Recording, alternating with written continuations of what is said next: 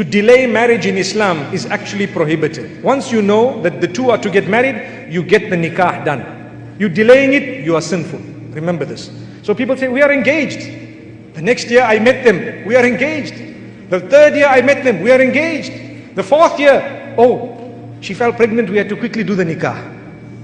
It's happening in society. They were supposed to be married, get the nikah done, even if they are living separately. So what? Who said that as soon as you marry, you have to go to your husband's house?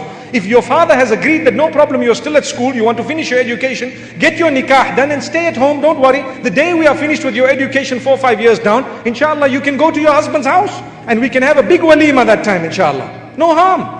But with us, we say, no, no, no, keep it. What am I going to say? Son doesn't have a degree, son-in-law doesn't have a degree. What am I going to say? No, hold it, no marriage. You must wait. They are already together.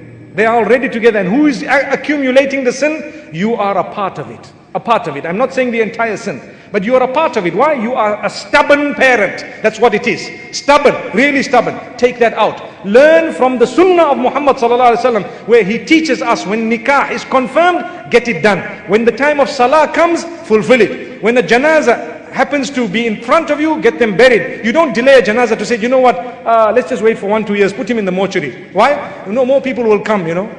What are you talking about? That's what you're doing to your daughter. That's what you're doing to your son-in-law. May Allah forgive us. Get the nikah done. Do you fear Allah or do you fear society? Get that nikah done. Don't delay. The two want to get married. Come on, let it happen.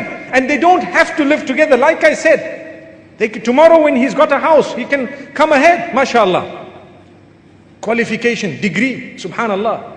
Some of the happiest marriages are to those who have no degree. Trust me. Some of the happiest marriages are to those who have no qualification. The man treats your daughter like she is a queen. He carries her on his back and walks around, mashallah. A guy with a degree. One wonders, I don't want to say won't do that, but one wonders what he does. May Allah subhanahu wa ta'ala forgive us. You're talking to me like this, I have a degree. Mashallah, PhD. You know, he'll tell his wife to call him Dr. so-and-so. I have a PhD. You don't address me like that? Allahu Akbar. May Allah forgive us. Really. You look at the man, if his deen is good, his character is good, reasonable, responsible person, get him married. How many of our parents had nothing when they got married? 30 years later, they developed wealth. Today, the same parents want a husband who's already rich. He must be rich from the beginning. Give him a chance. Come on, man. When you got married, you couldn't even wear shoes. You only used to move around in slippers.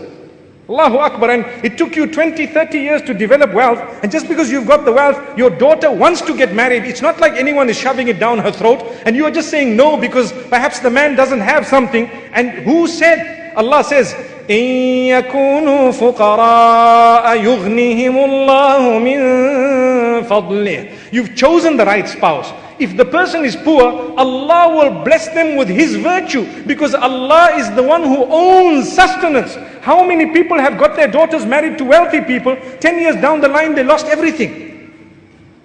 So it's not to do with wealth, it's to do with the right person.